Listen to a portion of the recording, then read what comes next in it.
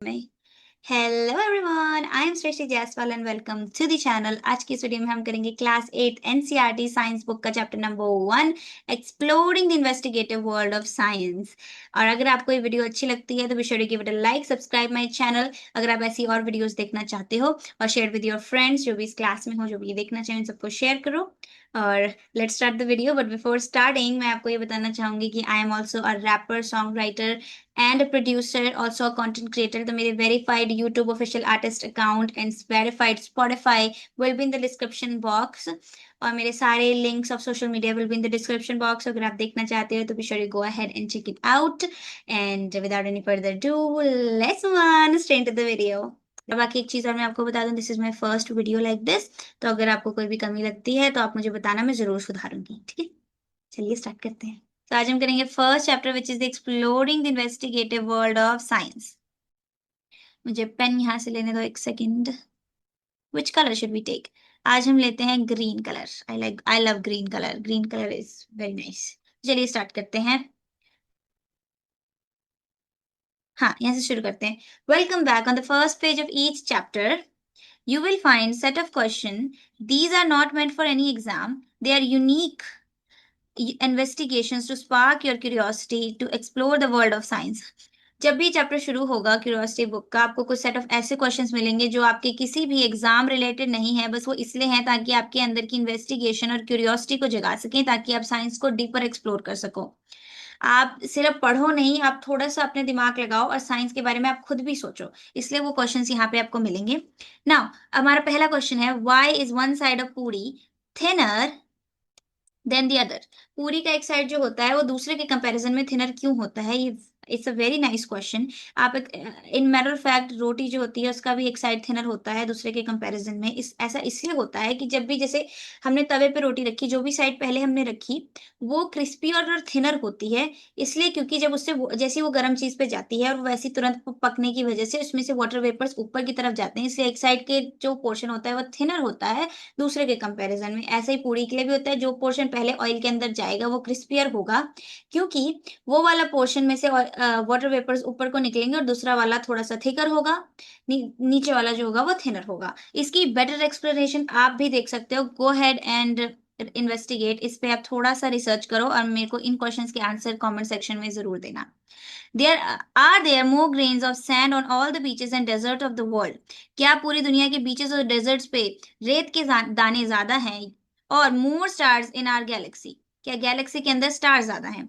तो मेरे हिसाब से अगर भी टेक इन कंसिडरेशन एक ही गैलेक्सी को लेते हैं, अगर एक गैलेक्सी लेते हैं तो मेरे हिसाब से ग्रेन ऑफ सैंड ज्यादा होंगे all the beaches and deserts पे, क्योंकि हमारे एक मुट्ठी के अंदर ही अरबों खरबों billions and trillions of grains होते हैं सैंड के। तो अगर एक ही गैलेक्सी की बात कर रहे हैं तो बीचेस एंड डेजर्ट्स पे ज्यादा होंगे grains of sands as compare to stars in our galaxy. But अगर हम सारी गैलेक्सीज को देखेंगे तो ऑब्वियसली सैंड ग्रेन्स ज्यादा होंगे।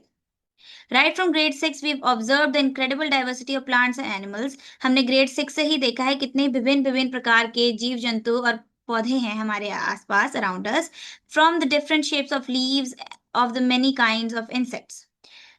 हमारे पास कितनी ही डिफरेंट वैरायटीज ऑफ इंसेक्ट्स हैं, कितने ही डिफरेंट डिफरेंट टाइप्स के लीव्स हैं। अगर आप लीव की मॉर्फोलॉजी देखो, morphology is study of external structure. हम किसी भी चीज के एक्सटर्नल स्ट्रक्चर, मतलब बाहर से हम किसी भी चीज की स्टडी करते हैं, जैसे आप मेरी स्टडी बाहर से करो, आप you can say I am wearing glasses, I have black hairs. ये सब जो होता है मॉर्फोलॉजी होती है। हम ऊपर से देख के जो बता पा रहे हैं मॉर्फोलॉजी होती है। जब हम अंदर के स्ट्रक्चर की स्टडी करते हैं तो वो एनाटॉमी होती है। जब हम जैसे हम अंदर करेंगे मेरे हार्ट का structure, intestines and the stuff, अगर हम इस सब चीजों के बारे में देखेंगे जो हमें ऊपर से नहीं दिखाई देते हैं, वो एनाटॉमी होती है। जब हम लीफ की मोर्फोलॉजी देखते हैं तो कितनी सारी तरीके की लीव्स होती हैं। आप देखो कि लोटस की लीफ अलग होती है, रोज की लीफ अलग होती है। आप वो देख लो, क्या बोलते हैं उसको, क्या बोलते हैं, कड़ी पत्ता, वो अलग होता है। बहुत सारी अलग होती है। मेरे को भी वो आंवले के पत्ते छोटे छोटे होते हैं, वो अलग होते हैं। और बहुत सारे ही डिफरेंट तरीके के इंसेक्ट्स होते हैं। एक इंटरेस्टिंग फैक्ट, हमारा जो एनिमल किंगडम है, जितने भी एनिमल्स हैं उसमें से 1/3 आर इंसेक्ट्स। इंसेक्ट्स को आर्थ्रोपोड बोलते हैं साइंस की लैंग्वेज में, और arthropod cover the 1/3 of our entire animal kingdom. Animal kingdom में 1/3 इंसेक्ट्स हैं, तो सोचो कितने तरीके के इंसेक्ट्स होंगे, कितनी ही सारी तो चींटियां होती हैं हमारे पास, कितने सारे हमारे घर में कॉकरोच होते हैं। I hate cockroaches, I have the biggest phobia of cockroaches. ठीक है, तो कितने तरीके की चीजें होती हैं। Why has nature created such vast variety, nature ने इतनी सारी वैरायटीज क्यों बनाई है? सबसे पहली चीज तो हम सब एक दूसरे पर डिपेंडेंट होते हैं, इसलिए बहुत सारी वैरायटी की जितनी भी वैरायटी होती है उन सबका डिफरेंट डिफरेंट यूज होता है हमारे लिए। सेकेंडली, सारी वैरायटीज डिफरेंट अडाप्ट करती हैं। जैसे वेदर चेंज होता है तो कई स्पीशीज सरवाइव कर पाती हैं, तो कई नहीं कर पाती हैं। जैसे गर्मी से बहुत ठंडा हुआ तो कई स्पीशीज उसमें सरवाइव कर गई और कर नहीं कई नहीं कर पाई।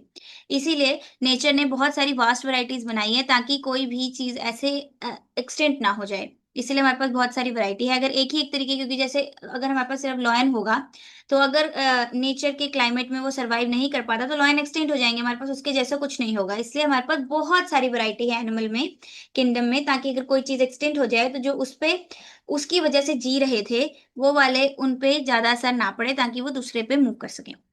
Is there such question that makes you curious about the world? अगर आपके पास कोई ऐसा क्वेश्चन है तो आप नीचे नीचे जरूर दीजिए, यहाँ पे लिखिए और उसका आंसर मुझे कमेंट सेक्शन में जरूर बताना।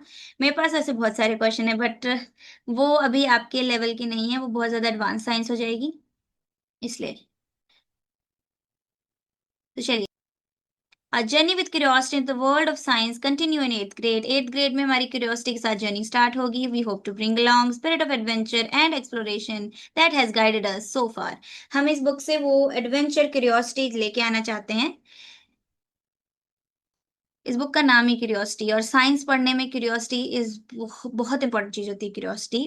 क्योंकि जब तक आपके अंदर क्यूरियोसिटी नहीं होगी आप किसी चीज को जानना जानना नहीं चाहोगे, और जब तक आप जानना नहीं चाहोगे तो आपको साइंस पसंद कैसे है? क्योंकि जिनको साइंस पसंद होती है वो हर चीज में ढूंढते हैं कि ऐसा क्यों हुआ, और ऐसा होना बहुत अच्छी बात है इनफैक्ट। कि जो साइंटिस्ट होते हैं, बड़े बड़े जो साइंटिस्ट हैं, वो भी ऐसे ही सोच की वजह से ही आज इतने बड़े साइंटिस्ट बने हैं। In grade 6, we discovered how science begins with wonder, with simple why and how questions, and about the world around us. मैंने अभी आपको बोला, जो साइंस पसंद करते हैं उनके दिमाग में होता है व्हाई, हाउ, व्हाट, कैसे, किस लिए, क्यों।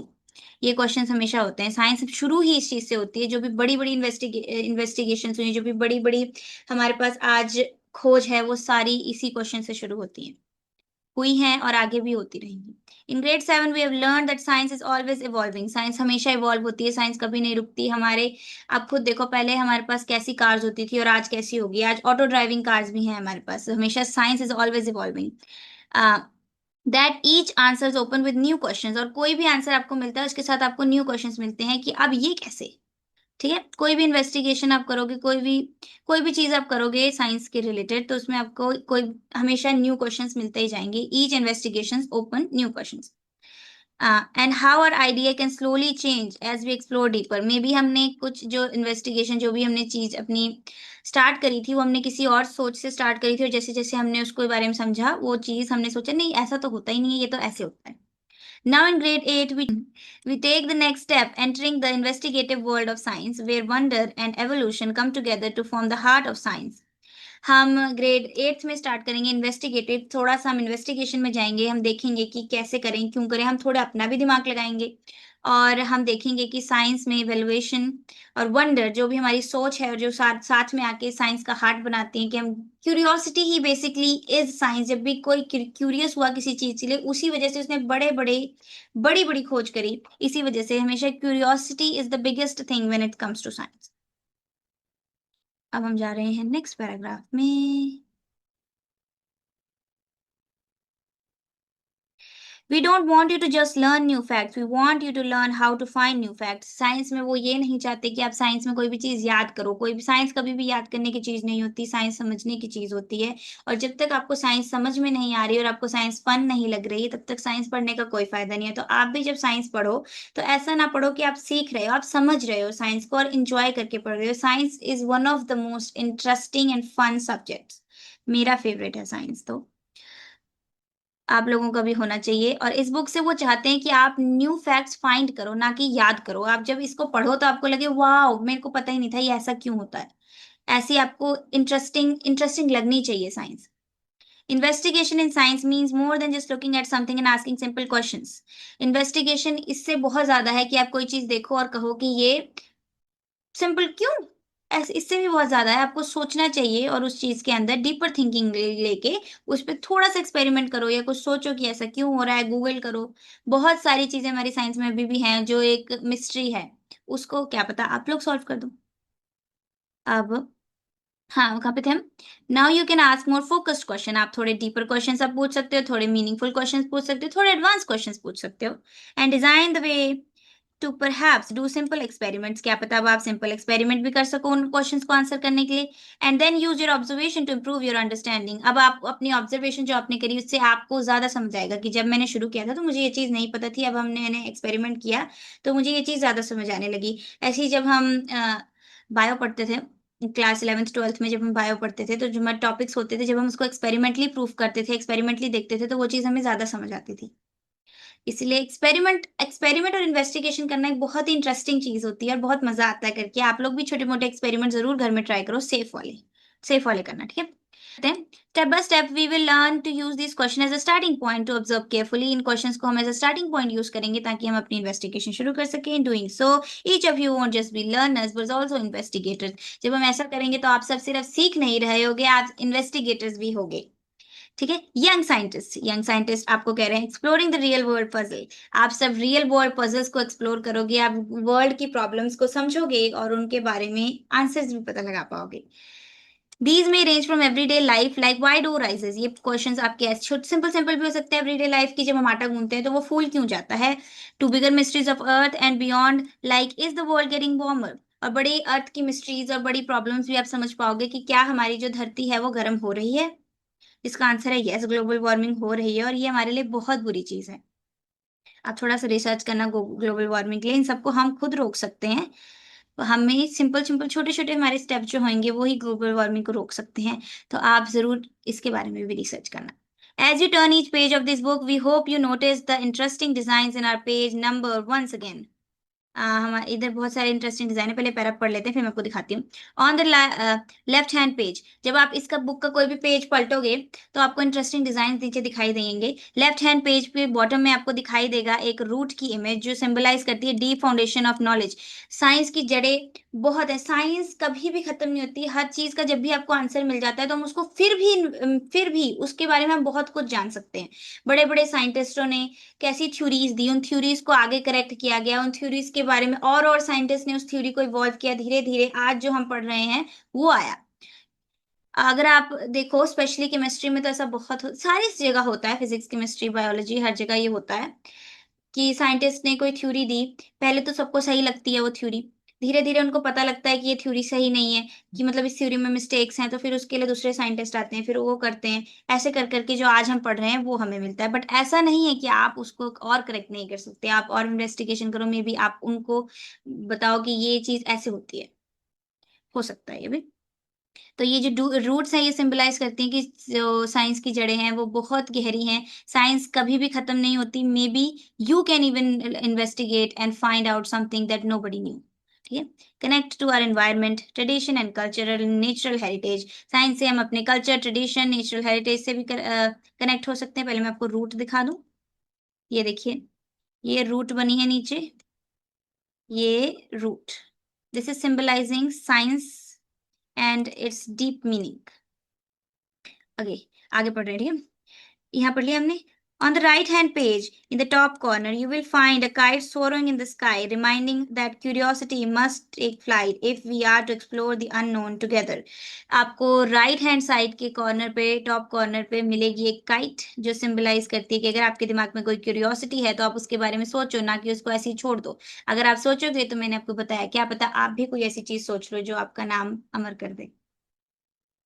क्योंकि पहले जो साइंटिस्ट हैं उनको क्या पता था कि वो आज हम उनके बारे में पढ़ेंगे, आइज़ैक न्यूटन, बड़े-बड़े साइंटिस्ट जो आज आए हैं, उन्होंने भी ऐसे ही शुरू किया था और एक दिन उन्होंने ऐसी रिसर्च कर ली जो आज लाइफ चेंजिंग थी। हाँ, कहाँ थे हम? Together those these two symbols, root and kite, invite you to stay grounded in the real observation while allowing your ideas to soar. ये आपको ग्राउंड करती है रियल ऑब्जर्वेशन, जो भी ऑब्जर्वेशन अभी तक हुई है, वो न्यू रूट्स बता रही हैं और ये आपको ये भी बता रही हैं कि आप कोई न्यू आइडिया अभी भी ढूँढ सकते हो। हॉरिज़न, हॉरिज़न होता है बेसिकली होल्ड ऑन मैं आपको हॉरिज़न गूगल करके एक बार बताती हूँ। वैसे हॉरिजन होता है, हॉरिजन जहाँ पे अर्थ, जैसे कैसे बताऊँ मैं आपको? जो आसमान होता है, आसमान और धरती जहाँ साथ में मिलते हैं, उसको हॉरिजन कहते हैं। इनटू द अननोन, जो मतलब पता नहीं कहाँ तक ऊँचाई जा सकती है, उसको हॉरिजन कहते हैं। Remember, investigation in science works best only when we balance the solid ground of careful observation with freedom and creativity. Science तभी काम करती है जब हम बैलेंस करें सॉलिड ग्राउंडेड केयरफुल ऑब्जर्वेशन, जब हम केयरफुली ऑब्जर्व करें चीज को और फ्रीडम रखें अपनी क्रिएटिविटी में, क्योंकि हम कुछ भी क्रिएटिव कर सकते हैं, क्या पता वो क्या नया लाइफ changing experiment हो। You will also notice some patterns in the line at the bottom of the page. There are some hidden scientific thought in these as well. आप नीचे notice करोगे these are some scientific lines. इसके अंदर भी कोई scientific meaning होगा, वो कह रहे हैं, but don't worry. They are mainly to make the page look little less boring, but ये mainly इधर इसलिए बनाए गए हैं ताकि पेज little less boring दिखे, but इसको आप जरूर ट्राई टू फाइंड आउट इनका क्या मतलब है। मैं नहीं बताऊंगी आपको, आप try to find out, but don't worry. हाँ, ये पढ़ लिया हमने। Let us now take a brief look at the various stops on our journey this year. Let's देखते हैं हम इस साल इस जर्नी में क्या क्या करेंगे। And now see where our curiosity supported by strong roots and lifted by soaring ideas might take us। हमारी curiosity supported by strong roots, जो हमारी जो curiosity है वो हमारी strong root से supportive है, और हमारे ideas जो कभी भी खत्म नहीं होने वाले हैं, देखते हैं हमें कहाँ ले जाते हैं। तो आज हम चल रहे हैं नेक्स्ट पेज पे। हाँ, this year our investigation adventures will take us on a journey from teeny microbes we can't see to planet-wide challenges we can't ignore। This year हमारी बुक हमारे को ऐसे एडवेंचर पे ले जाएगी जहाँ पे हम टीनी माइक्रोब्स से शुरू करेंगे, जो हम देख भी नहीं पाते हैं, माइक्रो ऑर्गेनिजम्स जो हमारी खुली आंखों से हम बिना माइक्रोस्कोप के नहीं देख सकते, टू ऐसी ऐसी चैलेंजेस जो हम इग्नोर नहीं कर सकते, जैसे ग्लोबल वार्मिंग हो गई, ऐसे बड़े बड़े चैलेंजेस जो हम इग्नोर नहीं कर सकते।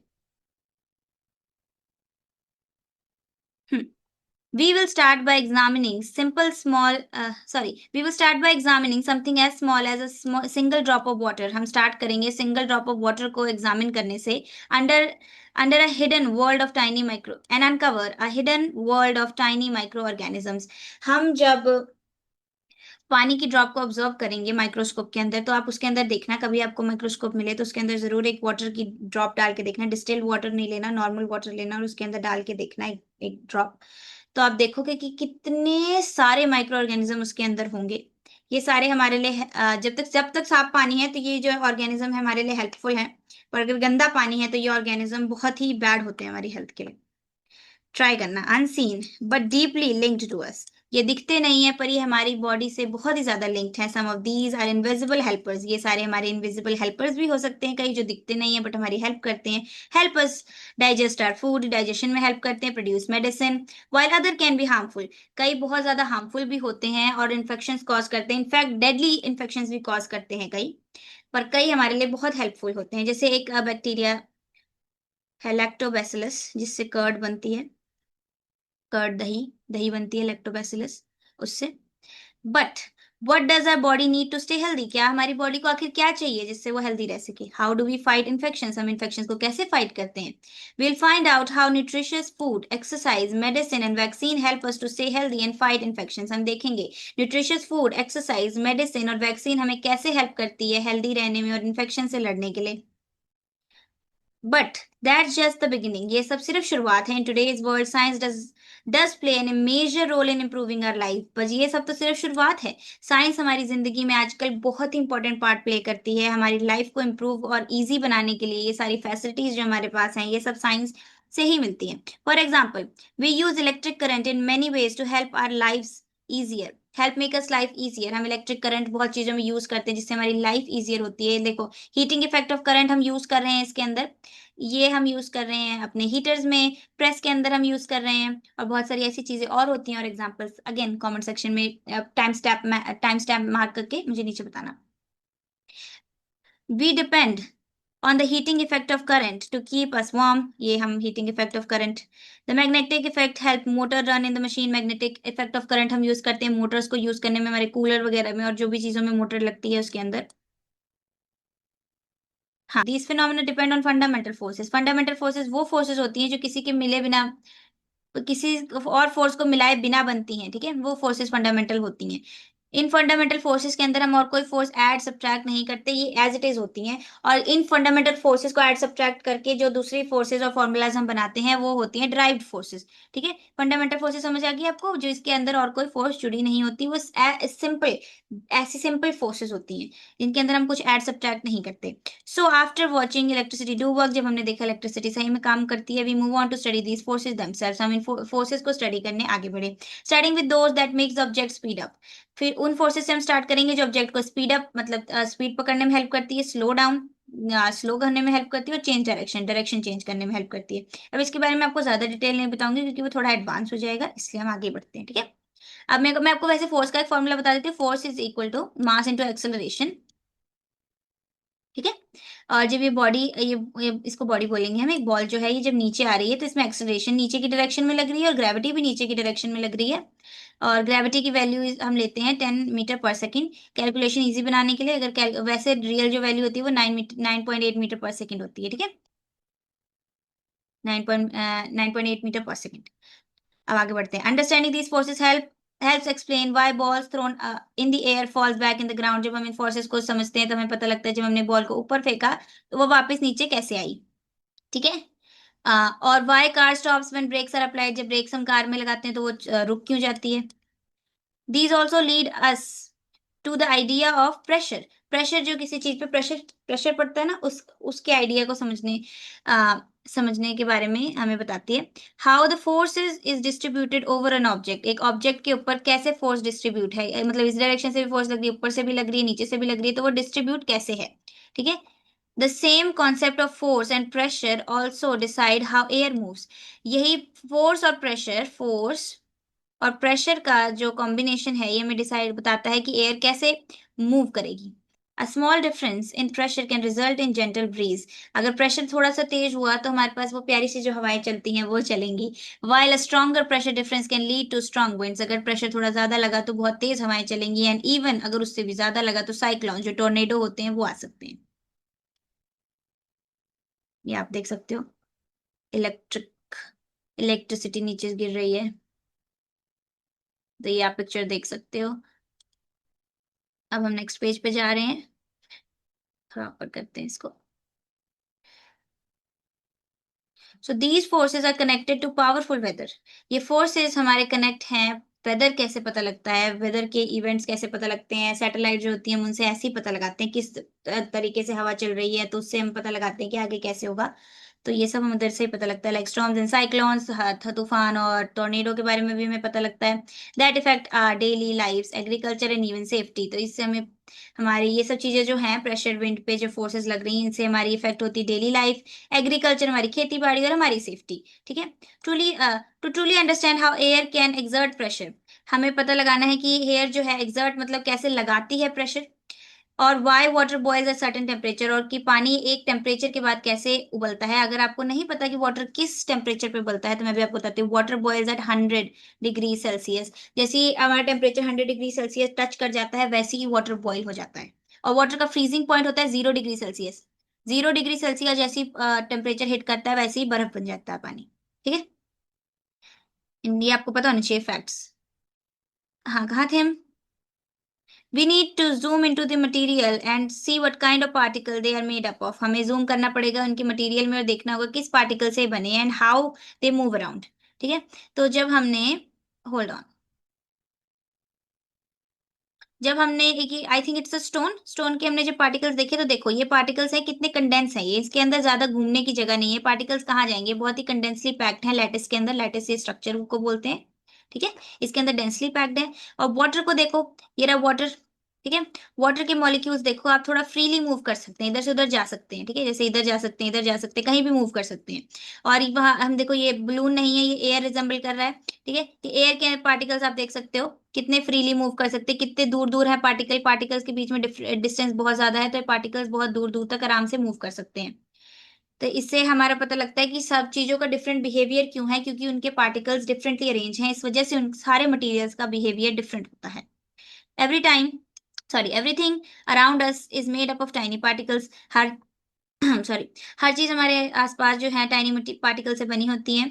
इन materials that are solid particles can not move, solid में पार्टिकल्स नहीं मूव कर सकते, देख लिया। While in gases they can move around freely, हमने देख लिया पार्टिकल्स के बीच में बहुत ज्यादा डिफरेंट डिस्टेंस होता है, इसलिए वो फ्रीली मूव कर पाते हैं। Classifying things around us is an important feature, हमारे आसपास की चीजों को क्लासिफाई करना एक इंपॉर्टेंट फीचर ऑफ साइंस है। We can also classify material around us into elements. अब एलिमेंट्स होता है प्योर सब्सटेंस, हम अपने आसपास की चीजों को एलिमेंट्स में क्लासिफाई कर सकते हैं, प्योर सब्सटेंस में भी मैं आपको एक एग्जांपल दूंगी। कंपाउंड्स जो एक दो एलिमेंट से मिलकर बना होता है, और मिक्सचर जो उन सब चीजों को हम फिजिकली सेपरेट कर सकते हैं, उनको मिक्सचर कहते हैं। मैं बताती हूँ आपको एक एग्जाम्पल, वैसे ये सही एग्जाम्पल नहीं है, बस सिर्फ आपको समझाने के लिए एक एग्जाम्पल दे रही हूँ। जैसे हमारे पास एक पानी है, सिंपल पानी है, ठीक है। सिंपल पानी को हम एलिमेंट बोलेंगे, वैसे तो water itself is a compound, water hydrogen और ऑक्सीजन को मिलके बनता है, इसलिए water itself is a compound. But हम इधर अभी समझने के लिए अगर प्योर वाटर ले रहे हैं जिसके अंदर कुछ भी नहीं है, तो वाटर को हम एलिमेंट मान सकते हैं। एलिमेंट के अंदर जैसे अभी वाटर के अंदर आपने डाला नींबू और चीनी डाल दी, तो आपने दो अलग अलग एलिमेंट्स इसके अंदर डाल दिए। एलिमेंट्स जब आप मिक्स करोगे तब वो बन गया कंपाउंड, क्योंकि वो अलग अलग एलिमेंट से मिलके बना है। वैसे ये सही एग्जांपल नहीं है, सिर्फ आपको समझाने के लिए मैंने बताया, ठीक है। तो अब आपको एलिमेंट समझ आ गया, जो प्योर सब्सटेंस है, और कंपाउंड जो एलिमेंट से मिलके बने हैं। बॉन्डेड टुगेदर जो बॉन्ड से जुड़े होते हैं, थोड़ी डीपर केमिस्ट्री में, बॉन्ड्स के बारे में भी आपको नहीं बताऊंगी जब तक जरूरत नहीं होगी, क्योंकि वो हम बहुत ज्यादा चले जाएंगे केमिस्ट्री के अंदर। और हमने मिक्सचर देखिए, मिक्सचर जो फिजिकली सेपरेट कर सकते हैं, फिजिकली मतलब हाथ से या किसी चीज की मदद से, जैसे हमने फिल्टर क्लॉथ की मदद से सेपरेट कर लिया। अब देखो जैसे चाय में से चाय पत्ती जो हम होते हैं छन्नी की मदद से छान के सेपरेट कर लेते हैं, उसको फिजिकल सेपरेशन कहते हैं, ठीक है। केमिकल सेपरेशन वो होती है जब हम कोई केमिकल डाल के सेपरेट करते हैं। Once we know how particles combined और मिक्स, जब हम देख लेंगे पार्टिकल कंबाइंड और मिक्स कैसे होते हैं, we can then understand solutions, फिर हम सॉल्यूशन को समझ पाएंगे। For example sugar dissolve in tea makes it sweet, अभी जो मैंने आपको नींबू पानी का सॉल्यूशन बताया ना एग्जांपल, वो सॉल्यूशन होता है बेसिकली। अभी तो मैंने आपको बता दिया ना कि water is not element, water itself is a compound. तो जो हमने मिक्स किया वो एक सॉल्यूशन है। How sugar dissolve in tea to make it sweet, चीनी कैसे मिलती है चाय के अंदर उसको मीठा बनाने के लिए। यहाँ पे आप देख सकते हो, अगर हमारे ये वाटर था, ये मानो जो ब्लू ब्लू पार्टिकल्स हैं ये सारे वाटर हैं, वाटर के अंदर ये छोटे छोटे हैं, ये मान लो चीनी के पार्टिकल्स हैं। और जो सोल्यूशन बनता है, सोल्यूशन के अंदर दो चीजें होती हैं, एक सोलूट एक सॉल्वेंट, ठीक है। सॉल्वेंट जो होता है ज्यादा क्वांटिटी में होता है, जैसे हमारे नींबू पानी के अंदर जो पानी होता है वो ज्यादा क्वांटिटी में होता है, तो वाटर इज अ सॉल्वेंट। और सलूट वो होता है जो कम क्वांटिटी में होता है, जैसे नींबू पानी के अंदर नींबू कम क्वांटिटी में होता है। तो आप यहाँ देख सकते हो, यहाँ पे सलूट कौन सा है, सॉल्वेंट कौन सा है। सॉल्वेंट ब्लू वाला है, सलूट जो है वो छोटे वाला है, सॉरी सॉल्वेंट जो है वो ऑरेंज वाला है, ठीक है। अब from the world of particles and mixtures we can move into the world of light. अब हमने पार्टिकल और मिक्सचर के वर्ल्ड से हम मूव कर रहे हैं लाइट के वर्ल्ड में। Will study how light rays reflect, अब हम देखेंगे कि लाइट रेज कैसे रिफ्लेक्ट करती हैं, लाइट की रेज मतलब जो लाइट की लाइन जाती है वो कैसे रिफ्लेक्ट करती है, ठीक है। And of a flat and curved mirror, flat और कर्व्ड मिरर से कैसे डिफरेंटली बिहेव करती है लाइट की rays. And bends when passing through a lens, जब लेंस से हम पास करते हैं तो वो बेंड कर जाती है लाइट, वो कैसे होता है, ठीक है। And help us to understand the working of objects around us, ये सब चीजें हम जानेंगे तो हमें पता लगेगा हमारे आसपास की चीजें कैसे काम करती हैं। The bending of light explains what happens when we see an image on a shiny metal spoon. Bending of light हमें एक्सप्लेन करेगी कि जब हम एक शाइनी मेटल स्पून में अपनी इमेज बनते हुए देखते हैं तो वो कैसे होती है। How corrective lenses help us to see clearly, corrective lenses जो आंखों के चश्मे होते हैं, दिस इज नॉट आंखों का चश्मा, दिस इज रीडिंग ग्लासेस, वो कैसे हेल्प करते हैं हमें देखने में। जो करेक्टिव लेंसेज लगे होते हैं, देखो मानो ये आंखों का चश्मा है, जो करेक्टिव लेंसेज ये लगे होते हैं ये हमें देखने में कैसे हेल्प करते हैं, ये सब भी हमें पता लगेगा लाइट की बेंडिंग समझने के बाद, ठीक है। आप यहाँ देख सकते हो, ये लाइट जा रही है, सॉरी ये लाइट जा रही है, ये वहां से रिफ्लेक्ट बैक होके वापस आई, ठीक है। अब it's not just a polish mirror that reflects light, polish mirror मतलब जो शाइनी मिरर होता है वही रिफ्लेक्ट नहीं करता, but rough surfaces reflect light as well, rough surfaces जो होते हैं वो भी रिफ्लेक्ट करते हैं लाइट को। अब देखो ये जो माउस है ये शाइनी है, इस पे आपको रिफ्लेक्शन दिखेगी, ठीक है, बट अगर कोई हम रफ सर्फेस देखें उसमें भी रिफ्लेक्ट होती है light. Depending on the relative position of earth, moon and sun, moon और अर्थ की पोजीशन, जैसे मानो कि this is earth, this is sun and this is moon, ठीक है। इसकी पोजीशन पे डिपेंड करेगा कि हमें कैसा मून दिखाई देगा रात को। अगर हमारी अर्थ और मून की पोजीशन डिफरेंट है तो ये सारे हमें दिखाई दे सकते हैं, सारे तरीके के हमें मून दिखाई दे सकते हैं, जैसे जैसे हमारी अर्थ सन और मून की पोजीशन होगी उस हिसाब से। ईच नाइट, ठीक है, हमारे को कैसे हर हर रात को अलग अलग चांद दिखाई देगा, वो डिपेंड करता है मून और अर्थ और मून की रिलेटिव पोजीशन पे, giving rise to beautiful phase of moon that we see in sky. हमें पता है कि जैसे भी अर्थ, अभी मैंने बताया अर्थ मून और सन की पोजीशन पे डिपेंड करता है, इनमें से हमें कोई भी ब्यूटीफुल सा मून दिखाई दे सकता है रात को। Watching the periodic cycle of moon phase allowed humans to come up with first calendars। ऐसे मून को देखने की वजह से हमने ह्यूमंस ने फर्स्ट कैलेंडर बनाया। ठीक है, by combining careful observation of sunrise sunset and lunar cycle. हमने जब केयरफुल ऑब्जर्वेशन देखी, सनराइज सूरज का उगना, सूरज का डूबना, सनसेट, लूनर साइकिल, ये लूनर साइकिल है, lunar is moon, Luna and lunar is moon. ठीक है, मून का जो साइकिल होता है, इस सबको देख के हमने वेरियस कैलेंडर्स बनाए। Isn't it fascinating that the calendars which determines our routine on earth are linked to the motion of an object far beyond our planet। क्या ये फैसिनेटिंग, ये बहुत ही दिलचस्प नहीं है सुनने में कि जो हम कैलेंडर हमारा डेली रूटीन कंट्रोल करते हैं, ये लिंक्ड है हमारे अर्थ से बहुत दूर, जो प्लैनेट और ऑब्जेक्ट्स हैं उनसे। Isn't it very fascinating, fascinating दिलचस्प। ठीक है, फैसिनेटिंग इज दिलचस्प। फिर से देख लो आप ये रूट दीज लाइंस। ठीक है, ये जो उन्होंने ऊपर बोला था उसके बारे में। इधर आपको काइट मिल जाएगी, ये रहा कैलेंडर। ठीक है, अब आगे बढ़ते हैं। But it's not just calendars or the movement of sun and the moon that are linked। ये कैलेंडर और मूवमेंट ऑफ सन और मून ही नहीं है जो साथ में जुड़े हुए हैं। Right here on Earth there are marvelous and complex planets of relationship between living organism and their environment inside of Earth। अर्थ के अंदर भी कितने मार्वलस रिलेशनशिप हैं हमारे लिविंग ऑर्गेनिज्म और उनके एनवायरनमेंट के बीच में। हमारे जैसे जो मछलियां होती हैं पानी के अंदर रहती हैं, पानी के बाहर नहीं रह सकती, वो उनका रिलेशनशिप है हमारे एनवायरनमेंट से। हमें ऑक्सीजन चाहिए, हम एनवायरनमेंट से कनेक्ट हैं थ्रू ऑक्सीजन। हमारे पेड़ कार्बन डाइऑक्साइड लेते हैं, ऑक्सीजन रिलीज करते हैं। ये सब हमारे एनवायरनमेंट से हमें लिंक कर रहे हैं, फिर वो ऑक्सीजन हम लेते हैं, हम कार्बन डाइऑक्साइड छोड़ते हैं, उनको पेड़ लेते हैं। This just links us to the environment. ठीक है, every living being from the tiniest insect to the large whales, हर जो भी जिंदा चीज है, चाहे वो टाइनी माइक्रो ऑर्गेनिजम्स हो, छोटे इंसेक्ट्स हो, या फिर बड़ी बड़ी ब्लू वेल्स हों। ठीक है, from blades of grasses to tall trees, छोटी छोटी घासों से लेके बड़े बड़े पेड़, depends on the response of air. ठीक है, हमारे मैंने भी बोला एयर वाटर सनलाइट, ये सब जो हमारे को मिल रहा है इस पे हम डिपेंड हैं सारे, चाहे छोटी ग्रासेस हो, इंसेक्ट्स हो, ब्लू वेल्स हो या बड़े पेड़ हो, ये सब हमारे एयर वाटर और सनलाइट से कनेक्ट हैं, जो हमें अर्थ पे मिलता है। इसलिए हमें अर्थ को बहुत बचा के रखना चाहिए।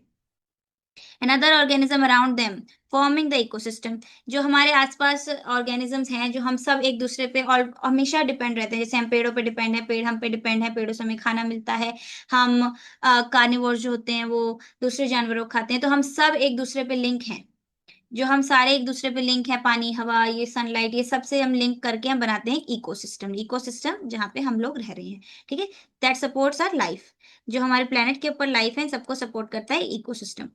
In the final chapter of this book, we can put it all together and try to understand what makes Earth just right। जब हम इसके फाइनल चैप्टर पे पहुंचेंगे इस बुक के, तो हम देखेंगे कि ये सबको हम पुट करेंगे एक साथ और हम देखेंगे कि अर्थ को जस्ट राइट क्या बनाता है। For the life that recognize the urgent challenges that our planet faces now. Life जो है हमारे पास, हमारे अर्थ पे, हम वो देखेंगे और हम ये देखेंगे जो अर्जेंट और बहुत इंपॉर्टेंट चैलेंजेस हमारी अर्थ जो फेस कर रही है अभी अभी, जो हमारी वजह से हो रहे हैं, जैसे ग्लोबल वार्मिंग। ग्लोबल वार्मिंग कर रहे हैं, वाटर लॉस कर रहे हैं, बहुत कुछ गलत कर रहे हैं मर्द के साथ। Most importantly the earth lies at the perfect distance from the sun. Earth जो है सन से एक परफेक्ट डिस्टेंस पे है। ठीक है, where the water remains liquid. वो इस इतने परफेक्ट डिस्टेंस पे है क्योंकि वाटर, यहाँ पे वाटर जो है वो लिक्विड रहता है, ना ही वेपर बन जाता है ना ही सॉलिड हो जाता है। हमारे अर्थ का टेम्परेचर परफेक्ट है लाइफ को सपोर्ट करने के लिए। बाकी प्लैनेट्स पे लाइफ इसीलिए नहीं है क्योंकि वहाँ वाटर नहीं है, वहाँ का टेम्परेचर अच्छा नहीं है। वो इसीलिए है क्योंकि उनकी रिलेटिव पोजीशन जो मून सन से है वो अलग है। हमारा अर्थ परफेक्ट पोजीशन पे, इसीलिए यहाँ पे लाइफ है। And it has an atmosphere that provides oxygen we can breathe while shedding us from harmful ultraviolet rays। हमारा जो एटमॉस्फेयर है, जो हमारे, आपने पढ़ा होगा atmosphere, I know you have. Atmosphere जो है वो हमारे को ऑक्सीजन प्रोवाइड करता है जो हम ब्रीद करते हैं, और ये harmful ultraviolet rays, UV rays जो होती हैं, जो कैंसर कॉजिंग होती है, स्किन डैमेज करती हैं, उन सब से हमें बचाता है। पर हम वो सब खराब कर रहे हैं। ग्लोबल वार्मिंग से अल्ट्रावायलेट रेज खराब होती हैं, और उससे जब अल्ट्रावायलेट रेज हमारी स्किन पे पड़ेंगी तो आपको पता नहीं कितना बुरा हो सकता है। ठीक है, आप समझ सकते हो, ये मैंने आपको बता दिया। But human activities on the planet cause small changes in the atmosphere of temperature of the earth. हमारी एक्टिविटीज की वजह से टेम्परेचर गर्म हो रहा है, डिस्टर्बिंग क्लाइमेट पैटर्न खराब कर रहा है, और ये डेंजरस कॉन्सिक्वेंसेस हो सकते हैं। कॉन्सिक्वेंसेस आगे जो होएगा उसको बोलते हैं, ठीक है। हमें कोई हिंदी वर्ड नहीं आ रहा कॉन्सिक्वेंसेस का। अगर हम ऐसे ही करते रहेंगे तो एक दिन ऐसा होगा कि हमारी अर्थ पे भी लाइफ नहीं रहेगी।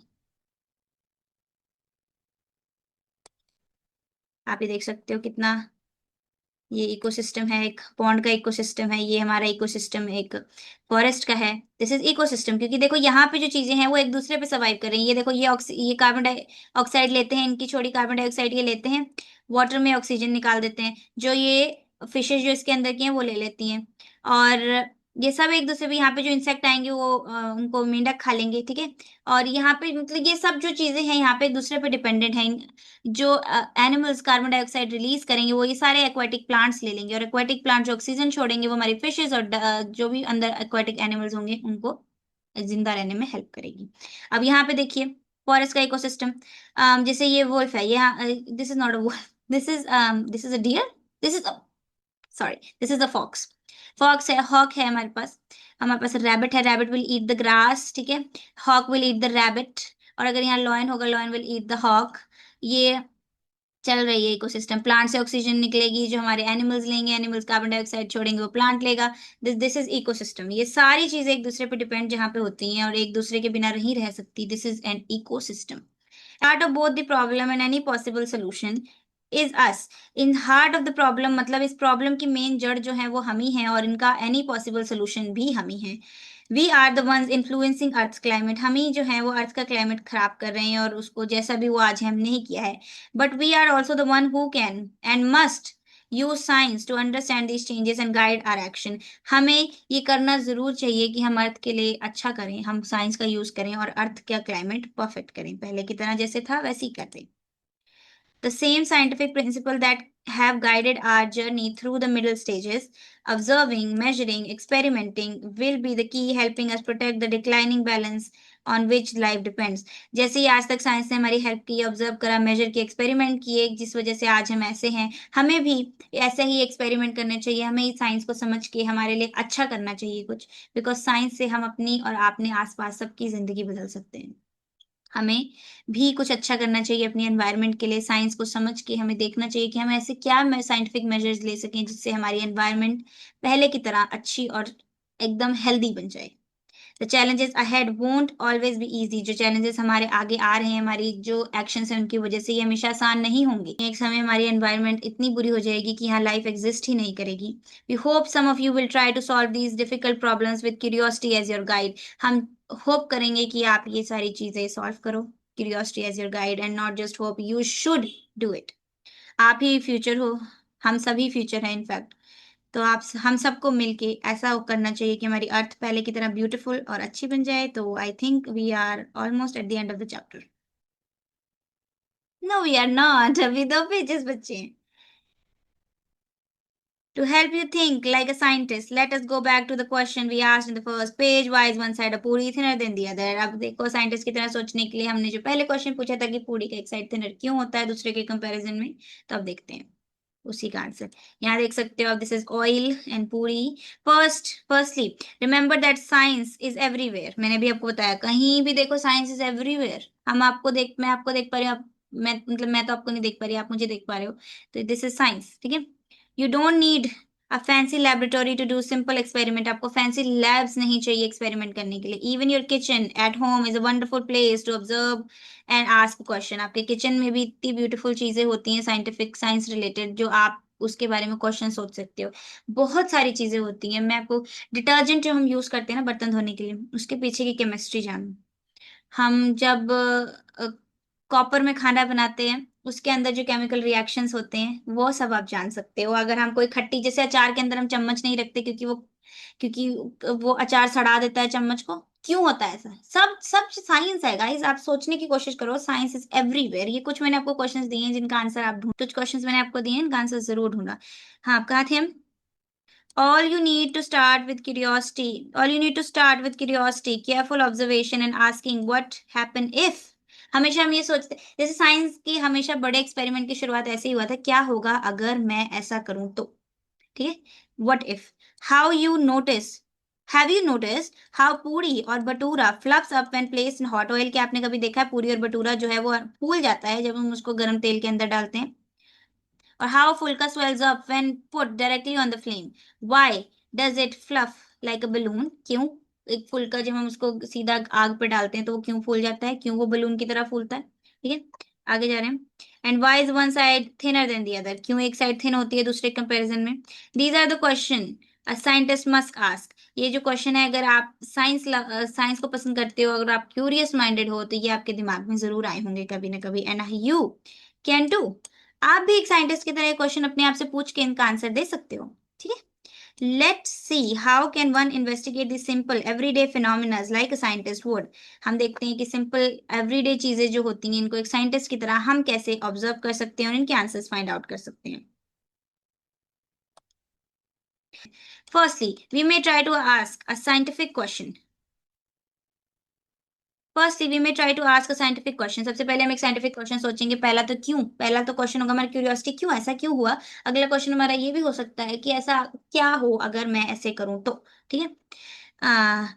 What are the different things that may change the way puri fluffs up and fried. क्या डिफरेंट चीजें हो सकती है जो चेंज कर दें कि पूरी कैसे फूल रही है जब हम उसको फ्राई कर रहे हैं। Answer this question, to answer this question we may want to do some simple experiment. इन क्वेश्चंस को आंसर करने के लिए हमें कुछ सिंपल एक्सपेरिमेंट्स करने पड़ेंगे। For that we try to find out two main things. पहले हमें two main things find out करनी पड़ेगी। We can what all can we change or control when we do the experiment. क्या चीजें हम control कर सकते हैं जब हम ये एक्सपेरिमेंट करें, और क्या चेंज कर सकते हैं। And what all we can observe to see if these changes made any difference. क्या चीजें हम कंट्रोल चेंज कर सकते हैं और क्या इन चीजों ने कोई डिफरेंस किया। सोचो आप ठंडे तेल में डालो पूड़ी, थोड़े मीडियम हीटेड ऑयल में डालो, एक्स्ट्रा हीटेड ऑयल में डालो, एकदम गरम तेल में डालो। आप पूड़ी को थोड़ा मोटा बेल के डालो, पतला बेल के डालो, डिफरेंट शेप में डालो, ये सब चीजें आप करके देखो। Careful with oil, guys. Oil is very dangerous. In this case, we can perhaps think of the changing of thickness and the size of the roll dough. हम वही देख सकते हैं, चेंजिंग थिकनेस कर सकते हैं, हम साइज देख सकते हैं किस साइज की हमने रोल किया है डो को। मैंने भी बोला मोटा पतला बेल के डाल सकते हो। We can also try to use different types of flour, atta maida etcetera. आटा मैदा और कुछ और नई चीजें, चलो आप सूजी की रोटी बना के देखो, आटे की, चावल के आटे की, अलग अलग आटों की बना के देखो। और मेरे को ये बताना आपको कौन सा आटा सबसे ज्यादा पसंद है। मेरे को सिर्फ आटा पसंद है और कुछ नहीं।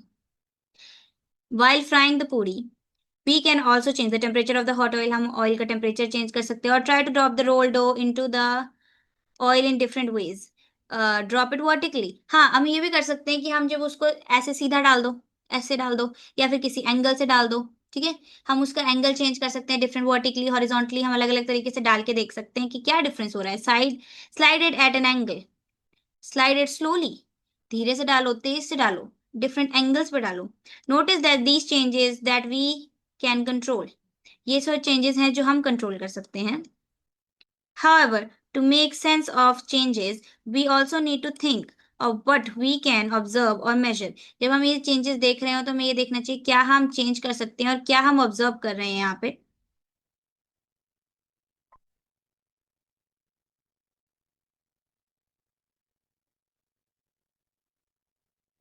और हमें ये चीज़ ज़रूर देखनी पड़ेगी कि हमने क्या ऑब्जर्व किया। हर चीज़, हर जब भी हमने ऑयल में डिफरेंट तरीके से डाला, मोटा पतला बेल के डाला, ऑयल के टेम्परेचर पे किया, पूड़ी को डिफरेंट एंगल्स पे डाला, उनसे क्या क्या डिफरेंस आए, हमें ये ऑब्जर्व करना चाहिए। Science is all about observation. जब भी आपको एक्सपेरिमेंट करो तो आपको हमेशा एक नोटबुक लेके चलनी चाहिए जिसमें आप ऑब्जर्वेशन नोट करते रहो अपनी, ठीक है।